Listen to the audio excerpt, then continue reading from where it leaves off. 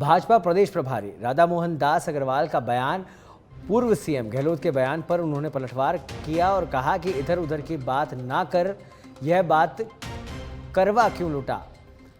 गहलोत जी, ये बताओ कि आपकी हार क्यों हुई, इधर उधर की बात मत करो। गहलोत ने मणिपुर को लेकर केंद्र सरकार पर सवाल उठाए थे। उन्होंने कहा था कि खिसियानी बिल्ली आगे नहीं बोलूंगा, किसकी सरकार निकम्मी है ये 5 साल बाद पता चलेगा। हमारा लक्ष्य अगले विधानसभा चुनाव में 160 का लक्ष्य है। सीएम भजनलाल शर्मा के नेतृत्व में बेहतरीन काम सरकार कर रही है। पूर्व सीएम गहलोत ने भजनलाल सरकार के 100 साल पर सवाल उठाए थे, जिस पर पलटवार करते हुए राधामोहन दास अग्रवाल ने ये बयान दिया।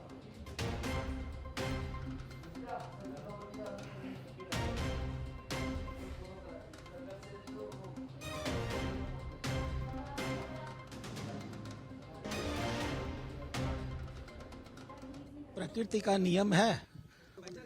आपको और आपके माध्यम से राजस्थान के सभी नागरिकों को नव वर्ष की हार्दिक बधाई और शुभकामनाएं। ईश्वर माननीय मुख्यमंत्री जी के नेतृत्व में और माननीय संगठन प्रदेश अध्यक्ष मदन राठौर जी के नेतृत्व में जरूर विकास करे और हम नागरिकों का जीवन बेहतर कर सकें। ईश्वर ऐसा आशीर्वाद हम सबको दे। संगठन को लेकर आगे क्या रणनीति बनी है? तो संगठन पर्व चल रहे हैं, चुनाव भी। हाँ, तो हम तो संगठन के अंतिम दौर में आ चुके हैं। हमारे मंडल अध्यक्षों की चयन की प्रक्रिया चल रही है। हमारी टीम बैठ के रात भर संगठन के हित में जो निर्णय है ले रही है।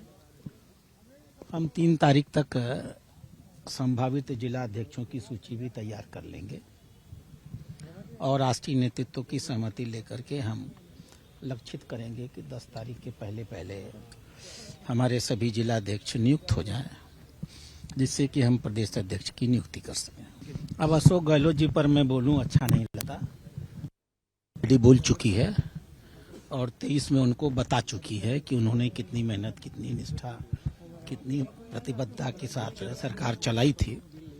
अशोक गहलोत जी को ये विचार करना चाहिए कि वो उनकी सरकार जनता की निगाहों में असफल क्यों हुई। तू इधर उधर की न बात कर, तू बता कि कारवा कहाँ लूटा। राजस्थान की बात करो और बताओ। सीएम भजनलाल शर्मा कल डीग दौरे पर रहे, जहां पर उन्होंने पूछड़ी का लोठा में श्रीनाथ जी के दर्शन किए। इसी के साथ उन्होंने दौसा के मेहंदीपुर बालाजी में भी दर्शन किए। वहीं कल डीग में रात्रि विश्राम कर सुबह जयपुर लौटे, जिसके बाद सुबह उन्होंने अपनी पत्नी के साथ मोती डूंगरी मंदिर में गणेश जी के दर्शन कर प्रदेश की खुशहाली की कामना की।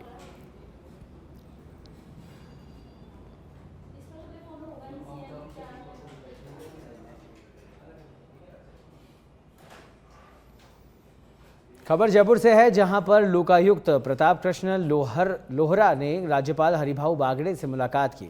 उन्होंने राज्यपाल को लोकायुक्त राजस्थान का 36वां वार्षिक प्रतिवेदन प्रस्तुत किया। लोकायुक्त सचिवालय के सचिव गौरीशंकर शर्मा भी इस दौरान उपस्थित रहे।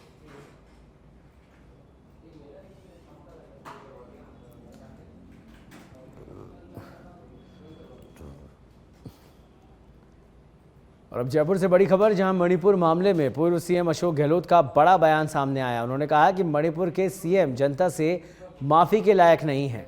पीएम मोदी को वहां जाना चाहिए था, तो हो सकता है उनकी बातों पर विश्वास करके माहौल शांत हो जाता। प्रधानमंत्री मोदी और गृह मंत्री अमित शाह ने क्राइम किया है। साथ ही उन्होंने कहा कि मणिपुर में जो हुआ वह इतिहास में देश के किसी अन्य राज्य में कभी नहीं हुआ। केंद्र सरकार ने कुछ नहीं किया, पीएम मोदी वहां नहीं गए।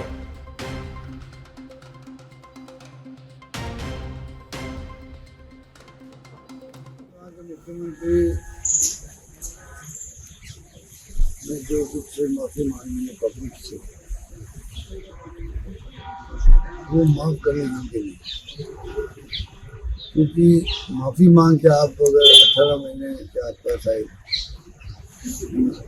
घटनाएं घटी वहां पर, हिंदुस्तान के इतिहास के अंदर ऐसा माहौल किसी राज्य में नहीं बना जो बना। आपस में 2 वर्ग जो है, जो जाति समुदाय आपस में फायरिंग कर रहे हैं, महिलाओं को रेप कर रहे हैं। मुख्यमंत्री प्रदेश स्वीकार के 1 साल पहले 1000 महिलाओं को रेप हो गए हैं। रेप चलते रहे, अन्याय, अत्याचार, उत्पीड़न चलता रहा। वहाँ पर सब कुछ उतर रहा और भारत सरकार भी कुछ नहीं कर पाई। इसलिए मैं दोषी मानता हूँ हमारी सरकार को भी, कांग्रेस सरकार को। क्या आप एक मुख्यमंत्री को चेंज नहीं कर सकते थे? बहुत बड़ी बात नहीं होती, पर अगर हिंसा रुक जाती वहाँ पर, वो आपका स्टेट है, जब छोटा होगा तो इस देश का जो है उसका एक राज्य के बराबर वो है। आपने उनकी पकड़ नॉर्थ ईस्ट का राज्य है, उसका रिएक्शन जो लोग समझते हैं बातों को उनमें चाहे, बाकी लोगों को समझना चाहिए कि ये बहुत बड़ी घटना है जिसमें आपने अगर एक राज्य आपका है वहाँ तांडव हुआ है, वहाँ पर हिंसा का, रेप हुए महिलाओं के साथ में, बलात्कार की घटना है, उत्पीड़न की घटना है, क्या क्या नहीं वो फायरिंग हुई वहाँ पर, 250 लोग मारे गए हैं, तो फिगर आपके खुद के हैं। इसको क्या कहेंगे हम लोग? लोगों में रिएक्शन नहीं होता है, लोग समझते नहीं, लोगों को समझना पड़ेगा। जयपुर में सतीश पूनिया से क्रिकेटर सिमरन चौधरी मिली, जहां क्रिकेटर सिमरन चौधरी का वीडियो पूनिया ने ट्वीट किया था, जिसमें पूनिया ने शिक्षा मंत्री मदन दिलावर से सिमरन की मदद करने की गुहार लगाई थी। सतीश पूनिया बच्ची सिमरन चौधरी की मदद के लिए आगे आए थे। इस दौरान पूनिया ने आगे भी हर ज़रूरतमंद की मदद करने का आश्वासन दिया है।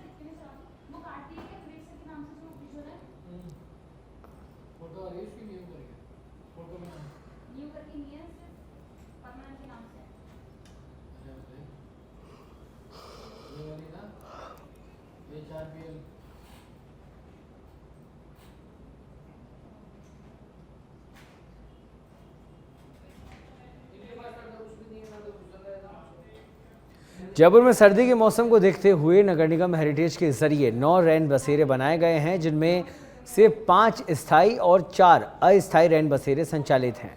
इस दौरान नगर निगम हेरिटेज उपायुक्त ने बताया कि इस बार जयपुर शहर में 9 रैन बसेरे संचालित हैं, जिनमें से 5 हमारे स्थायी हैं। वहां पर पूरी तरह से वाटरप्रूफ और अन्य व्यवस्थाएं सही हैं।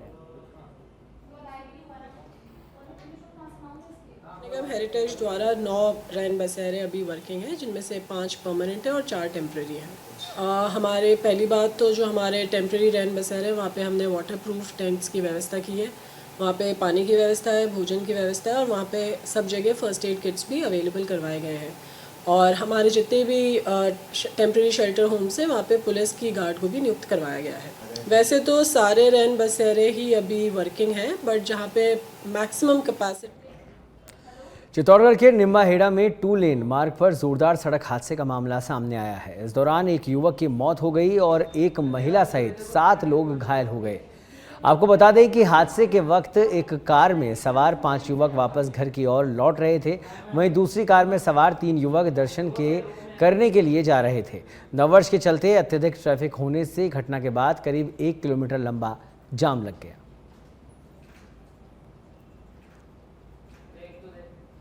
बूंदी के किशोरायपाटन में भारतीय सेना के जाबाज सैनिक का 17 वर्ष का सफल कार्यकाल पूरा होने में क्षेत्र में स्वागत किया गया।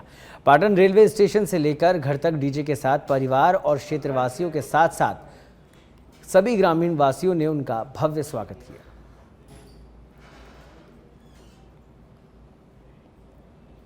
छत्तीसगढ़ के कांकेर में 1 जनवरी से 31 जनवरी 2025 तक 36वां राष्ट्रीय सड़क सुरक्षा माह मनाया जाना है, जिसमें आज बाइक रैली रेस्ट हाउस से निकली। आपको बता दें कि जिसे कई गणमान्य लोगों ने झंडी दिखाकर रवाना किया।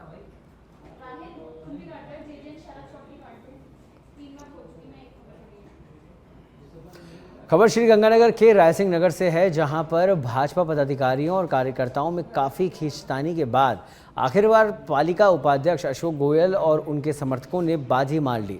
करीब 3 माह से अध्यक्ष का पद खाली पड़ा था, जिसके बाद आज स्वायत्त शासन विभाग के आदेशों पर अशोक गोयल ने पालिका भवन में विधि विधान से हवन पूजन करवाया और शपथ ग्रहण समारोह कार्यक्रम का आयोजन किया गया। आज भारतीय जनता पार्टी ने मुझे नगर पालिका का मनोनीत चेयरमैन बनाया है। इसके लिए शीर्ष नेतृत्व का बहुत बहुत धन्यवाद। इसके साथ हमारे स्थानीय नेताओं का हमारे ज़िले के लेवल के नेताओं का, सभी का मैं आभार प्रकट करता हूँ जिन्होंने मुझे इस पद पर आसन। शहर हित में मेरे उस बैठक के बाद सबसे पहले सफाई व्यवस्था और सौंदर्यकरण पर जोर दिया जाएगा।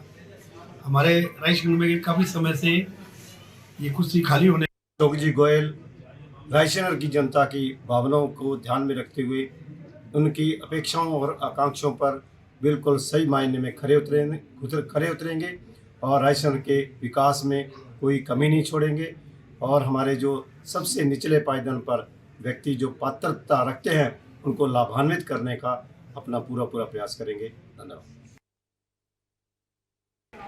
पचपदरा विधायक डॉक्टर अरुण चौधरी के प्रयास से रंग लाए। HRRL रिफाइनरी अब वापस पंचपदरा तहसील में शामिल हुई है। सांभरा गांव को पाटौदी तहसील से हटाकर वापस पचपदरा तहसील में शामिल किया गया है। पिछली सरकार ने पाटौदी नई तहसील बनाकर सांभरा को शामिल कर दिया था।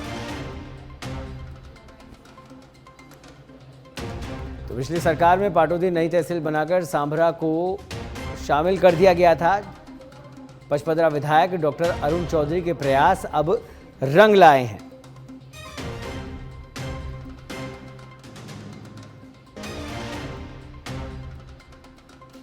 और इस खबर पर अधिक जानकारी के लिए हमारे साथ जुड़ गए हैं हमारे एसोसिएट एडिटर विवेक श्रीवास्तव। विवेक, क्या कुछ अपडेट इसको लेकर, क्योंकि एक लंबे प्रयास के बाद अब विधायक सफलता की ओर आगे बढ़ चुके हैं?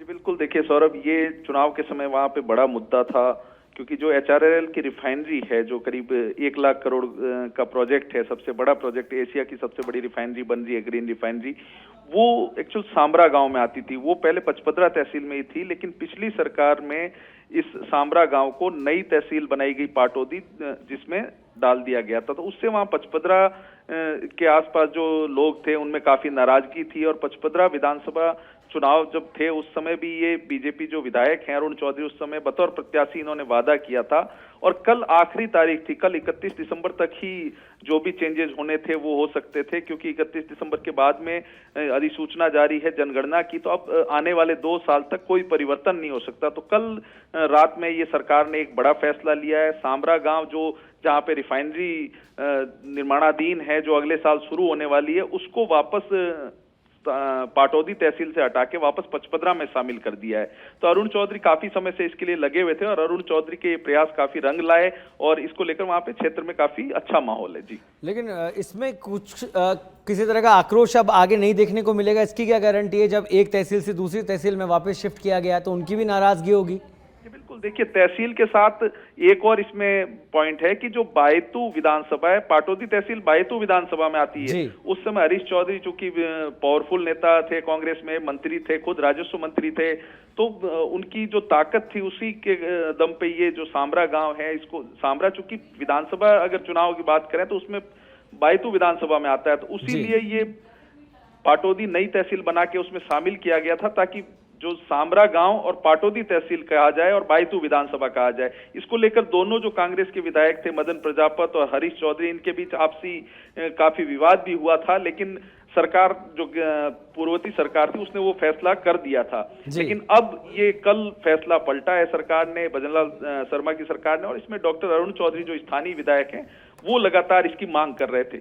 जी, तो अब अरुण चौधरी का इस पर रिएक्शन सामने आया, उन्होंने क्या कुछ कहा जब उनके इतने लंबे प्रयास अब सफल होते दिखाई दे रहे हैं? तो ऐसे में जी बिल्कुल, देखिए डॉक्टर अरुण चौधरी इससे काफी खुश हैं और आज जब वो आदेश ये जारी हुआ है कल की डेट का, तो वो काफी खुश हैं और क्षेत्र में काफी वो जो उन्होंने यही कहना है उनका कि उन्होंने ये वादा किया था चुनाव के समय और ये वादा उन्होंने पूरा कर दिया है। जी, अभी रिफाइनरी की क्या कुछ स्थिति है? क्योंकि रिफाइनरी के काम को लेकर कई बार सवालिया निशान लगे और अब आगे कैसे क्या रिफाइनरी का संचालन किया जाएगा, उसको लेकर भी कुछ बदलाव या कुछ खबर, जानकारी, अपडेट? जी बिल्कुल, देखिए रिफाइनरी के काम को तेजी लाने के लिए सीएम भजनलाल शर्मा लगातार मॉनिटरिंग कर रहे हैं और लगातार यहाँ से 1 से 2 बार वर्चुअल बैठक भी कर चुके हैं और जल्द ही सीएम भजनलाल शर्मा वहाँ दौरा भी कर सकते हैं। मई या जून में बताया जा रहा है पहली यूनिट जो रिफाइनरी की है वो शुरू हो सकती है। ठीक है, चलिए बहुत बहुत धन्यवाद अब इस पूरी जानकारी के लिए विवेक। और हमारे साथ इस खबर पर अधिक जानकारी के लिए जुड़ गए हैं डॉक्टर अरुण चौधरी, विधायक पचपदरा से। डॉक्टर साहब बहुत बहुत स्वागत है आपका सच बेधड़क में।